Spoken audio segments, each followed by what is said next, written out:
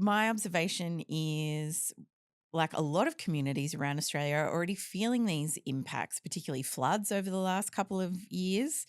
And as you were talking about, the increased frequency and severity of extreme weather will be impacting not only people in their existing houses, but we've already seen these impacts happening, I guess. And whether that money cost figure relates to um, the value of the house or the value of replacing it, insurance is something that I think has come really to the fore in the last couple of years as like showing us that the impacts are with us here and now. And I was just curious, we always come up with these kinds of figures, 600 billion, as you said. Um, is the economic modeling at the heart of this and the numbers that it generates? How much should people be paying attention to it, and how much is it just kind of a ballpark and we don't really know? Look, great question. Look, what an economist would say, the orders of magnitude are right. Is it 500 billion? Is it 800 billion? It's a lot. Yeah. It's a lot. And I think we shouldn't kind of get too caught up in how accurate that number is. What we should get caught up in is what's behind that. And the dwellings that 1.5 million people living in becoming unlivable, that's a big problem. Yeah. That's not a little problem. That's a huge problem. There's only 25 million people in Australia, and we've just said the houses of 1.5 million Australians might be at risk. So, yeah, the debate, as you'd expect in Australia, went very quickly to decimal places and percents. But let's keep our eye on the main game. According to the science, as Australia continues to export more and more coal, as the world burns that coal, it doesn't matter where in the world our coal and gas gets burned, it heats the one atmosphere we've got. So we're going to keep exporting coal, we're going to keep exporting gas, people are going to burn it and heat our planet. And the sea levels are going to continue to rise. They're already rising. Storms are going to continue to increase in frequency and severity. And whether that wipes out the dwellings of 1.5 million people or 1.7 or 1.2, these factors, these pressures, these risks dwarf most of the problems that our parliament's thinking about today. The insurance that you raised, I think, is a really important issue, because a lot of people think, oh, well, I guess we'll have to spend more on insurance. And unfortunately, I don't think most people really understand insurance. So can I explain insurance first? Please. Okay, for all the Simpsons fans out there, you'll know Ned Flanders didn't insure his house because because insurance is a bet. Insurance is gambling. When you insure your car, you're betting you're going to crash it. Yep. When the insurance company takes your premium, they're betting you won't. But at the end of the year, not many people go, wasted my money, lost my bet, didn't crash my car. So most of us are willing to kind of pay an insurance premium, betting that something bad will happen in the hope that nothing bad happens.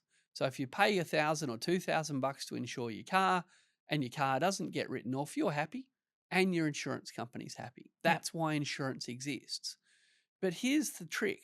Insurance companies will not and never will insure against likely events. The only reason the insurance company will insure your car is they don't think you'll crash it. And because they're insuring 1 million people, if they have to pay out 50,000 times, they're still in front. Yeah.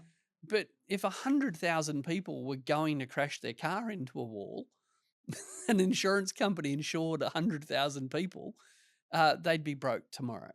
So as soon as something becomes likely, as soon as something becomes a high probability event, the insurance company just says, I can't insure against that. That's why young people can't hire cars, right? No rental car company is going to give a rental car to an 18-year-old, right? It's just too high risk. And what I think Australians are struggling to understand is what sea level rise and rising storm threat means is there'll be whole parts of Australia that insurance companies will say, I can't insure your house. Sorry, it's not about the premium, right? If I have to pay you $200,000 if there's a storm, and I think every 3 or 4 years I'm going to have to pay you $200,000, I'm just not going to insure you.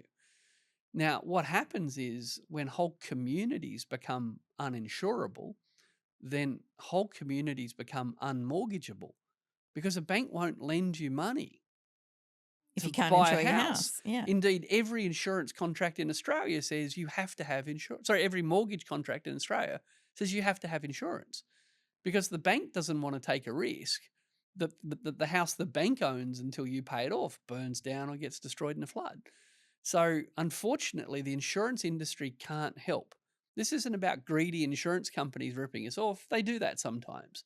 But insurance companies don't insure race car drivers against crashing their car on a racetrack because the chances of the car crashing are just too high.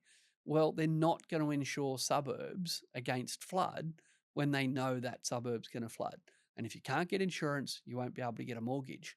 And that's one of the reasons the houses are going to collapse in value, is that no one's going to be able to get a mortgage to buy them. Has the government in any meaningful way grappled with the implications of that? That either, like, does the government, like, will they have to step in at that point if people can't get insurance? Well, this is where it gets interesting. A lot of people say, oh, well, if the insurance companies won't do it, the government should set up an insurance company.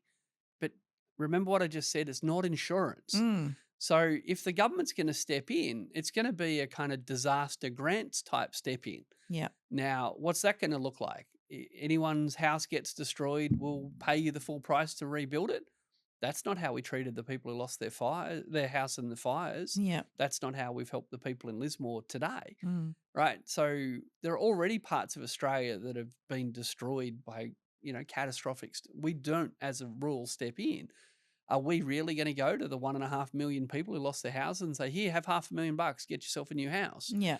Are we going to give $2 million to the people who had the nicest house and 200,000? Like, this is an insurance we're talking about. Yeah. So as a nation state, as a society, I hope we think, well, how can we rally together here? How are we going to help people? But it's not going to be through insurance. The insurance industry will walk away at some point and just say those risks are too risky, can't help you there. And when the government steps in, we're either going to help the first victims and then get tired of helping, or we're going to have to just come up with some welfare type scheme that helps all sorts of affected people. But again, this is what we need to be grappling with today. But instead, we're subsidizing the fossil fuel industry, giving gas away for free and telling everyone everything will be fine. Yeah. I guess it strikes me that 2050 might feel like a long way off, but is it really? I mean, thinking about this, like, it's actually, there's some impacts with us here soon, and this says actually. Yeah, so I'm an old man, Eb. I'm 55 now, and I moved to Canberra in 2020. So, sorry, I moved to Canberra in the year 2000.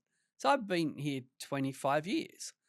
So what we're talking about is catastrophic impacts in Australia in 25 years' time, which for me doesn't feel like long at all, because that's how long since I moved to Canberra. Yeah. I remember the first house. I remember the car I was driving when I got here.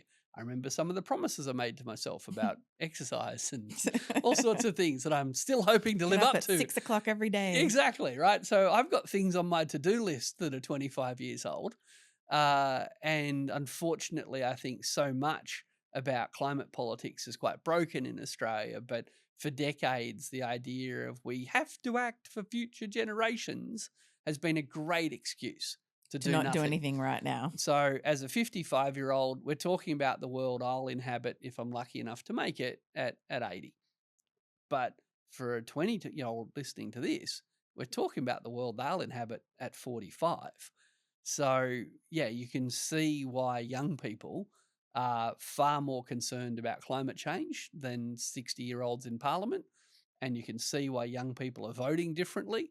And you can see why young people are angry, because here they are getting told, hey, borrow a lot of money to get a degree, borrow a lot of money to get a house.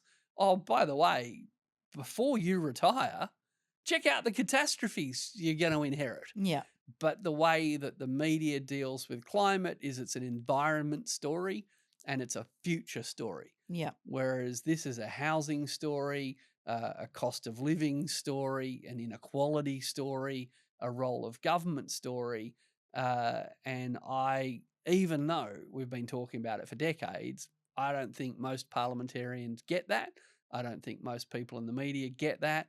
And I think it's only dawning on a whole bunch of people that this is not about helping your grandkids.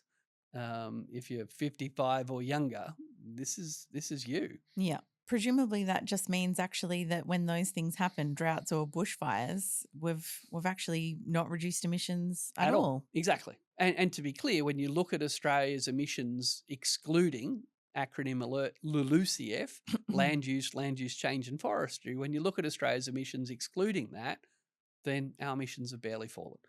So put another way, the main reason Australia is saying we've reduced emissions since 2005 has got to do with trees and land.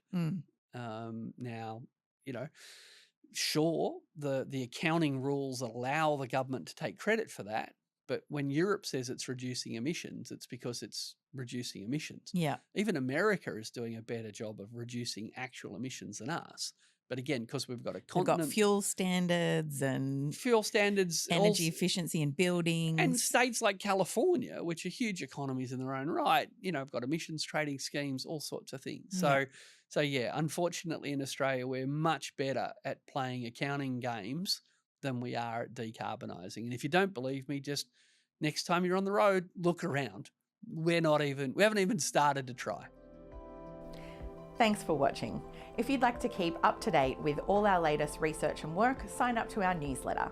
Delivered every fortnight, it includes behind-the-scenes updates from Richard Dennis, an exclusive cartoon from Judy Horacek, details for our upcoming events and webinars, as well as explainers, graphs, and not to mention the latest cutting-edge research and analysis from the team here on the key issues that are facing Australia. Click the button on your screen to check it out.